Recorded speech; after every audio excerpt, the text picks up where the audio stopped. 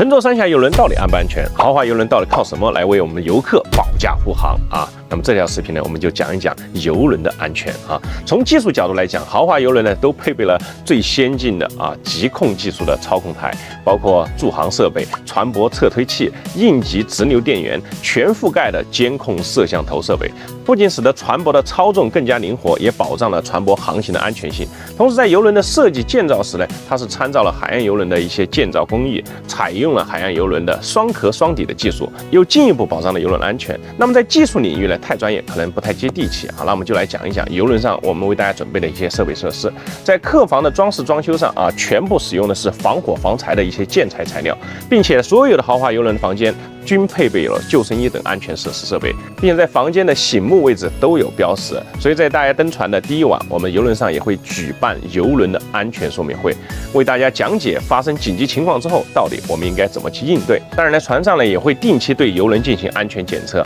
排除所有潜在的安全隐患，更进一步来保障游客的出行安全。那目前呢，长江三峡邮轮大多数只在三峡大坝的库区内航行。也正是因为三峡大坝的存在，使得大坝上游成为了高峡平湖，水流呢相对较缓，行程呢也更安全。整个航线都在高山峡谷的地带，沿岸呢高山环绕，基本上不会发生龙卷风等极端恶劣的天气。所以三峡邮轮的安全性不仅得到技术和设施等等的保障，它所处的外部环境也不会造成安全隐患。你说到底安不安全？我是何磊关注我，我们一起玩转邮轮，我带你同游三峡。